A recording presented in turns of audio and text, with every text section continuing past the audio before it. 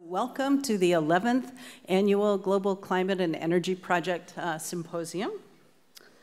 And I know a number of you have been here probably from the very beginning. Is there anyone who's been to all 11? Yeah? Yay, okay, yeah, some ExxonMobil colleagues, some colleagues from Stanford University. So anyway, it's fantastic to see you all here.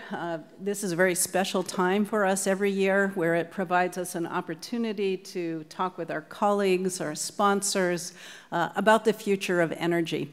And I always get a great deal of pleasure not only hearing from the fantastic speakers, but getting an opportunity to network with all of you who are leaders in the energy field in your own right. And just so you know who's in the audience, we have our industry sponsors, our industry colleagues, faculty, students, and staff, representatives from NGOs. So it's really quite a rich group of people here today. So I'd like to begin this year's symposium by talking about the theme of the conference, and that is driving change in the energy field. And there are many factors that are driving change in the energy field. As a matter of fact, if you think about such an enormous global industry, it's extraordinary, in fact, that the changes are happening so quickly in many dimensions. And I would just like to highlight a couple of them that have a big impact on the future of a world where we have an energy system with significantly reduced emissions. And the first of these is natural gas. I'll talk more about that. The second is renewable energy. If you look at the rate of growth of wind and solar, it's nothing short of extraordinary.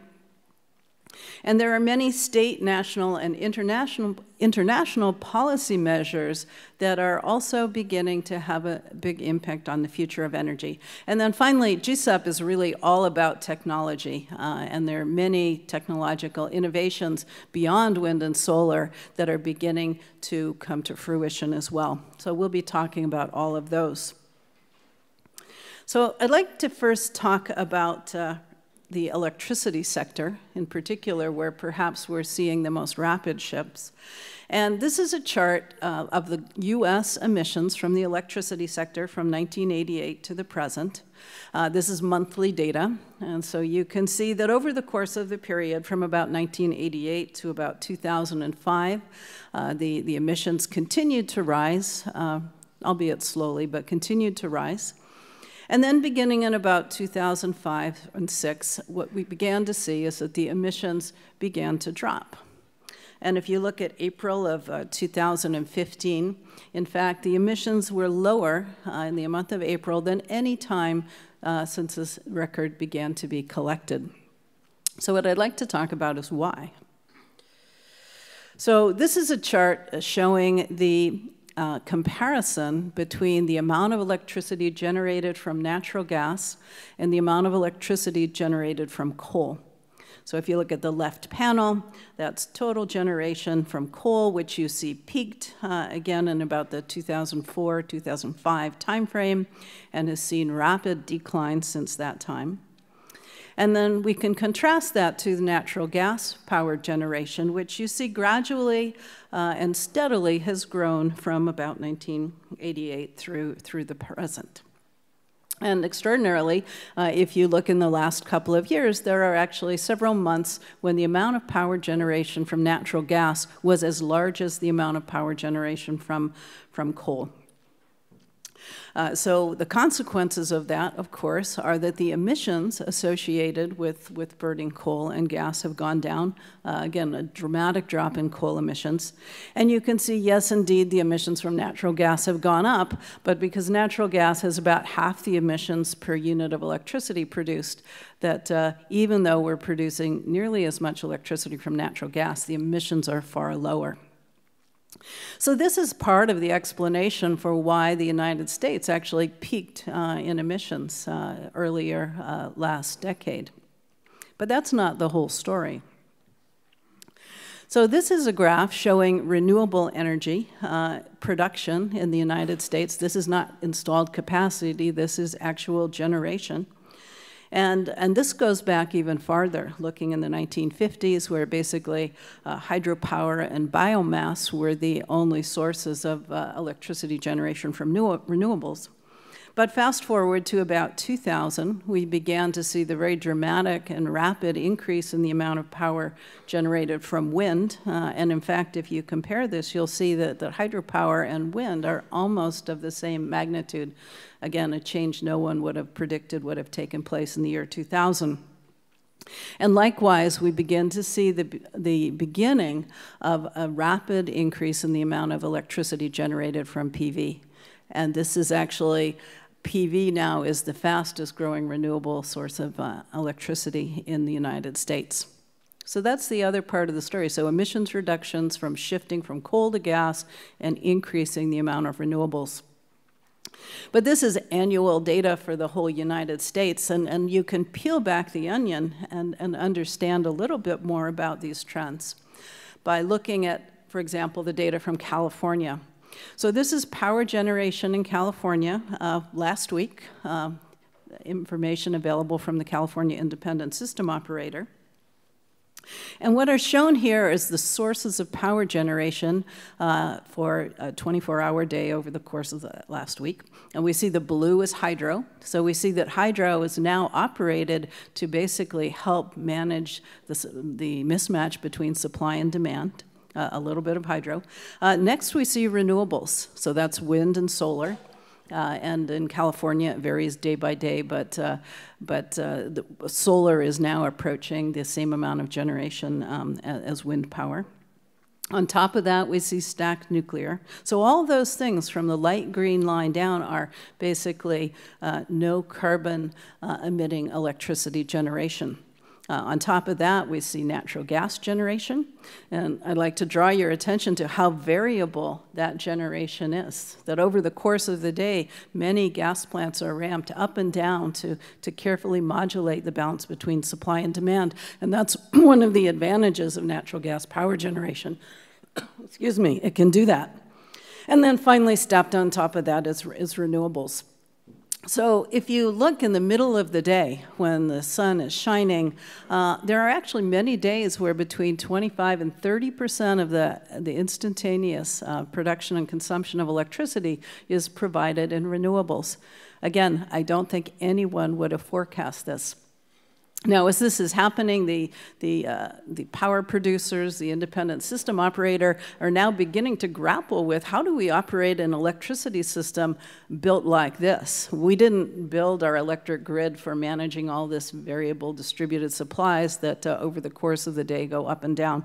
But in fact, we're learning how to do this, and more technologies are coming online, such as storage, to help do this. So driving change and change occurring.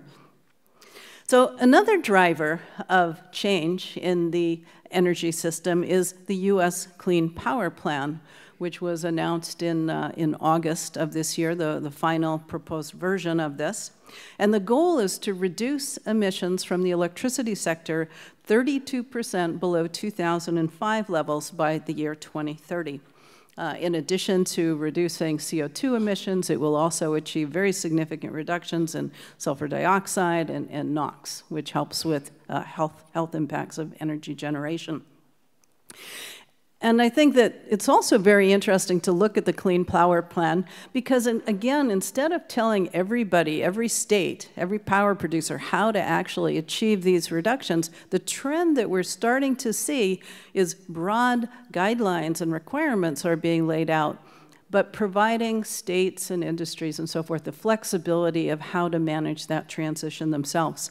So if we look at the 4 pillars of the Clean Power Plan, the first is to improve the efficiency of coal plants. We have many old plants in this country, so we can change the technology. We can have more natural gas power generation with both existing fleets, and there's also a spate of new combined cycle natural gas plants coming online. We can have more renewables and nuclear, zero carbon electricity supplies. And then finally, we can accelerate efficiency improvements in order, particularly in the building sector, to help reduce the emissions from electricity generation. So, of course, this is not an uncontroversial measure, and we'll see how this plays out. But it's set in place the foundation for dramatic change in the electricity field over the coming decade. But it's not limited to the United States, where we're seeing these changes. In fact, there are international activities that are going on that are also driving change in the electricity and transportation sectors. So we have something called COP21, Conference of the Parties 21. So 20 years after the 1994 convention that laid out cooperation amongst governments, the world leaders are once again going to converge to forge a path forward. And again, there's a number of strategies that are being considered at this Conference of the Party 21 that's being held in Paris in December of this year, involving adaptation. Climate change and the impacts of climate change are here. This is just a picture of recent flooding in Florida that occurred when we had both a combination of high tides and rising seas. And many parts of the world are experiencing this, particularly associated with sea level rise. Mitigation. How do we change our energy system to emit less carbon? Finance. At the end of the day, if we can't afford these new technologies, or if we don't have efficient and effective financial mechanisms, we can innovate all we want, but it won't have an impact at the scale and pace that we need. And then finally, what we're also seeing is we're moving away from aspirations, aspirational targets of what countries could achieve, to action-based plans. How are you going to reduce your emissions? That's equally important to the fact that there's a commitment to do this. And much like the United States, the Clean Power Plan, which provided the opportunities for states to make their own decisions about how to reduce emissions, the strategy for this conference, for COP21, is different than past ones. Instead of having a top-down approach that basically asks people to walk lockstep together, the strategy is to use intended nationally determined contributions. So each country is free to come up with its own strategy and plans and goals going forward. And the requirement is that countries provide that information. And in fact, 122 countries have now provided this information in preparation for the Paris conference. So I just want to give you some examples of the kind of contributions these intended nationally determined contributions are. So let's start with China. China is the #1 emitter, actually by far now. And so the plan is described into two parts, the 2020 commitments and then the follow-on 2030 commitments.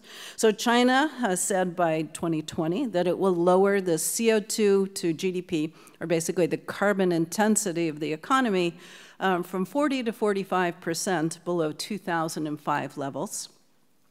And it would also increase the fraction of non-fossil fuel primary energy supply to 15%. And more importantly now, looking over the longer term to 2030, the Chinese have committed to peak emissions before the end of the next decade. They would increase the efficiency of the economy, the carbon efficiency of the economy by 60 to 65%. And they would increase non-fossil primary energy supply to 20%. So this is an example of their strategy, their action-based plan for reducing emissions. So what about the United States? The United States actually has taken a very different approach. It has what we would think of as an economy-wide standard for emissions. So by 2020, the United States intends to lower the emissions by 17% compared to 2025 levels. And by 2025, to lower them to 26 to 28% below 2005 levels, with the goal really to try to push to that 28%. So looking at now at India, I don't know how many of you knew India's the third largest emitter, an enormous country of over 1.1 billion people, heading to 1.5 billion people by the 2030 timeframe. And they too are making commitments or contributions by 2020 to lower the carbon intensity of the economy by 20 to 25%, and by 2030 to further increase that to 30 to 35% below 2005 levels. And also, probably even more importantly, they've committed to increasing the non-fossil fuel electricity supply to 40%. So they have a tremendous plan to increase both wind and solar over the coming decade. So moving on to Russia, the number 4 emitter. Here again, we see an entirely different strategy. By 2030, limiting anthropogenic greenhouse gases to 70 to 75% of 1990 levels. So basically a reduction of 30 to 25% below the 1990 levels. However, they've given themselves some sort of waffle room because their plan is to actually try to reforest many areas and have a compensating offset. So one might interpret this as a rather weak commitment from Russia. And then Japan, by 2030, committing to lower countrywide emissions to 26% below 2013 levels, which is actually only 18% below 1990 levels. And they've also made a number of specific targets with regard to other non-CO2 greenhouse gases, such as methane and so forth. So Japan is in a really tough situation. If you go back about 5 years ago, they had a strategy for reducing emissions with sort of 2 main pillars. One was a reduction in population would result in lowered emissions, but second, to dramatically ramp up their dependence on nuclear power as a source of electricity. But of course, with the accident in Fukushima, the Japanese people are not supportive, and now the Japanese are in a really very difficult situation because they don't have a lot of good options, and they're working hard to, well, they have efficiency. Amory is looking at me like, yeah. So the Japanese, for example, CO2 capture and storage on coal plants is very difficult, and they also, are a relatively small country, and some of the renewable resources aren't as plentiful as they might be. So Japan is in a more difficult situation, and these contributions reflect that. So to date, I mentioned we have 122 submissions reflecting 148 countries, and this covers over 86% of global emissions. So it's the beginning, and they would be the first to tell you that when you add up all these contributions that the countries intend to make, that they are not going to achieve a 2°C world. In fact, these contributions might sort of get to the 2.7°C increase over the temperature pre-industrial. So we can look at that a little more carefully here. If we look at the emissions, so this is actual emissions from 1990 to the present, and that's the black line. And if we look at the blue line there, that's sort of what we would anticipate with the course of action that we're on. And the pink bars there, orange-pink, reflect these INDCs, or these intended nationally determined contributions. So there are many believe that we need to limit the warming to something much smaller than that, 2°C or even less. And if that's our goal, what we find is there's a big emissions gap, that we need to do more, we need to do more faster. And I believe that we need more technology to do that. So I'd like to say a little bit more about technology and technology innovation and how we think of it in the Global Climate and Energy Project. So one can think of overlapping waves of innovation that are taking place and that will take place over the coming century as we transition to an energy system with no carbon dioxide emissions or no greenhouse gas emissions to the atmosphere. So the first wave, one could argue, actually began in the 1970s with the dramatic improvements in energy efficiency, and we'll hear more about that. But it's more than efficiency, it's natural gas and renewables. And we're already riding that wave. The dramatic increase in gas-fired power generation, renewables, and efficiency improvements are here. But if you look at this is not going to be enough. We need more. We need a second wave of innovation. And we're beginning to see the seeds of that now. Grid modernization, a much more capable electric grid that's actually designed to efficiently operate with more distributed generation and more variable sources of power. Energy storage, enabling increased penetration of these variable sources by putting some electricity storage onto the grid. And then finally, electrification of the transport sector. And nowhere do you see that, I think, as much as in California, particularly Northern California, where there are many electric cars on the road. So this is a second wave of innovation. Again, the seeds of this are planted. It's beginning to grow and gain momentum. And as we look out to the future, as we look to 2050 and beyond, we're going to need new waves of innovation that will continue to allow us to drive towards zero. And I would argue that this is things that we haven't invented yet. This is a place where university research is particularly relevant and important. So given this framing, I'd like to now just give you a little insight into the GCEP research portfolio, thinking about two axes of innovation. Okay, so the first is if you think of this red circle as sort of the state of energy technology today, that we need to further reduce costs and improve performance on all the things I talked about, photovoltaics, wind, natural gas generation and utilization, batteries, and so forth. So we need to reduce cost and improve performance. And much of what we do at the Global Climate and Energy Project is geared exactly towards this. But there's a second axis of innovation that GCEP also does a lot of research in, and that's related to developing new options. That's related to new ideas that haven't even been invented yet. So just to say a little bit about some of the work that you'll hear about over the next couple of days, we're doing work on better carbon capture with the goal of improving performance as well as reducing the cost. We're working on better solar cells. So if you think about a solar cell today, if you imagine you could make electricity at 30 cents a kilowatt hour and you live in Hawaii, and you're paying more than that, you're absolutely delighted with rooftop PV. It's cost competitive. If we reduce the price of electricity from photovoltaics to 15 cents a kilowatt hour in California and Palo Alto, you can put PV panels on your rooftop, and again, it's economic for you, and you will reduce your electricity bills. If we can reduce the cost of PV to 5 cents a kilowatt hour, pretty much everyone in the United States can find PV as a low-cost alternative.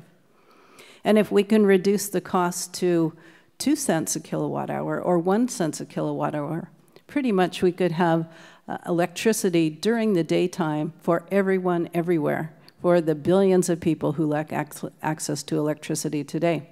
And maybe we could even do more than that. Maybe we can start turning sunlight into fuel. So that's the kind of important work that we're doing and needs to continue. We're also working on better batteries, and better battery means lower cost, it means more durable, higher power and energy density to make batteries suitable for the full range of applications we'd like. But we're not just working on completely new systems. Fossil fuels are here today, and they're going to be here for a long time, and then they're really the backbone of our transportation system. So why not make that better? So we're working on a very, very high efficiency engine that's also sootless. You know, diesel pollution from diesel is in the news these days with the VW emissions. So imagine we could make sootless diesel. We're also working on more efficient hydrogen production. You know, hydrogen can be used in the transportation sector. It can be used as energy storage to help provide nighttime power from the electric grid, for example. And again, there's an awful lot of coal in the world, and there are many countries who are motivated to take advantage of their own indigenous resources, but if we use it like we're using it today, we know it causes all kinds of air pollution and has very high CO2 emissions. So imagine a steam carbon fuel cell that can capture the carbon dioxide. And transportation fuels. Imagine, one of the things that's emerged with the last assessment report from the IPCC is that we're likely to need a certain amount of negative emissions, meaning that we're actually extracting carbon dioxide from the atmosphere and have net negative emissions.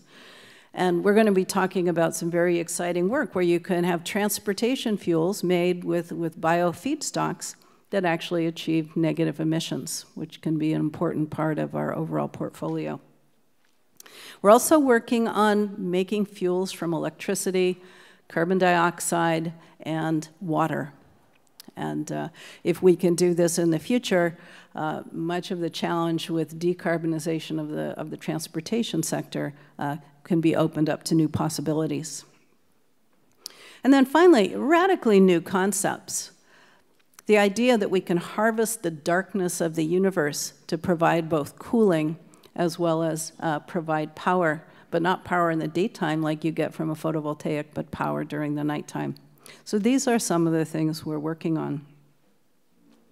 So I'd like to say just for 1 minute a little bit about where GCEP is heading in the future. GCEP began in 2002, and we've had absolutely fantastic industry support this entire time. By 2018, the initial commitment period will draw to an end. As a matter of fact, this year, the last awards that will be allocated under the first phase of GCEP will be completed. So, of course, we love the Global Climate and Energy Project and want to continue it. So our plan forward is to have GCEP, the Global Clean Energy Project. And our strategy will be somewhat different in that our plan is to work much more closely with individual companies directly to do research that is in the strategic interest of the future evolution of those companies. So for those of you from our sponsors, we are enjoying the conversation we're having with you. And for those of you with other companies who may be interested in joining our team, please talk to us. Okay, just briefly now to wrap up, we have a fantastic program today and tomorrow, and again, the theme is driving change in the energy field, and I can't imagine any people better than these to talk about this. So first we're going to have Amory Lovins, who's been driving change in the energy field for many decades, a real pioneer and champion of energy efficiency, amongst other things. Next, we're going to be hearing about modernization of the electric grid from Arun Majumdar, a faculty member here. And he will lay out a new initiative related to grid modernization that we are just getting going here. We'll also hear from Ray Wood at Bank of America about energy finance. You know, how do we get more money? How do we get money moving more quickly through the finance system to fund all of these innovations? And then finally, Professor Jim Sweeney will talk about efficiency. You know, efficiency is really the untold story. If our energy system hadn't dramatically improved in efficiency since the 1970s, it would be many, many times larger than the energy system we have today. So Jim Sweeney will provide a wonderful case study of what really happened in the United States. Moving on, we will hear from Alicia Seeger and Dan Riker about a new program, the U.S. Clean Energy and Investment Initiative. Again, how do we get more money into innovation? And then finally, nuclear power. The United States is poised to have a gradually declining nuclear power production for electricity in the United States unless something changes. And Admiral James Ellis has been working with the Hoover Institute on reinvigorating nuclear, particularly through the lens of small modular nuclear reactors, but he'll speak more broadly because nuclear energy is a carbon-free source of power that will be very valuable in the future. So the heart of our conference every year is the technical presentations by our faculty. So we have 4 fantastic sessions listed here. And many of you know that if you don't feel like, looking at, detailed material science, sort of cutting edge research, if it kind of is not your cup of tea, we also offer in parallel tutorials. And these are fantastic. They're in-depth, hour-and-a-half long sessions where you can hear from a leading expert on the basics of a variety of topics. So we have large-scale energy storage. Will be David Mooney from NREL has graciously agreed to present that. Rod Ewing, one of the world's leaders in nuclear waste management, will talk about some activities that he's going on in the current state of managing our nuclear waste. And then finally, Matt Pello will talk about some of the really interesting systems analysis that we do here in GCEP. We also have many student events, so again, it's fantastic to have all the students here. We have our GCEP's Distinguished Student Lectures, and I can tell you that almost always when we get the feedback, that's what they like best. So students, thanks for being here and all the preparation you've made. We have a poster session, reception, we have a student networking lunch, and we have a student social. So anyway, delighted to have the students here. So thank you very much for being here. I really look forward to the next 2 days and interacting with all of you, and appreciate you taking the time to be here. So thank you.